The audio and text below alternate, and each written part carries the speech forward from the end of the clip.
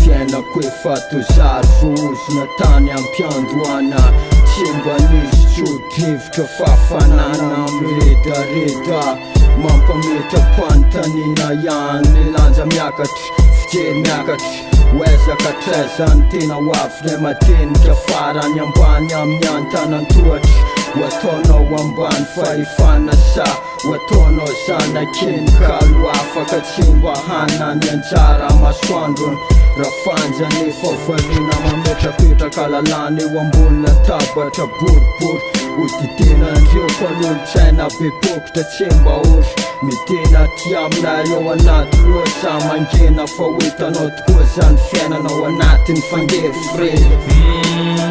Tapasaron na ruptundra fanzakang Tenomong feo na yampantanan Bashumash, fasuzaka na reu ngadayirin Pasipadav na reu fanmin Tapasaron na ruptundra fanzakang Tenomong feo na yampantanan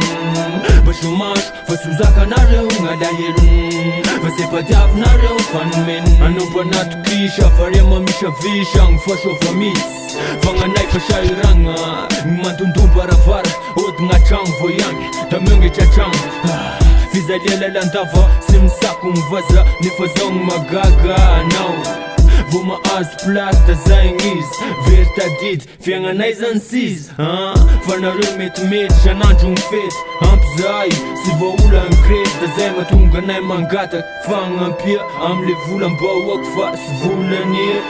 Msaka shachia Fata faochi Izang skop Famzari nge vawok Shachia zampa ne vula Ngasika nge ptunja Pavana mzanga arzaniz mbayuva da Ifapsizu ngampun shampuani Dikanzani Fifanka tiava chani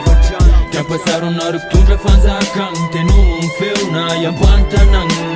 Bashumash Fasuzaka na reu ngadayirin Pasipadav na reu fanmin Tapasaron na ruptundra fanzakang Tenomong feo na yampantanan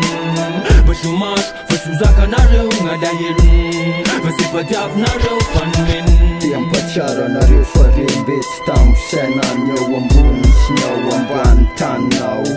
Mangita iti wambulakan Fit fanambula fel Fafata na reufa Zemba tempa saru Tan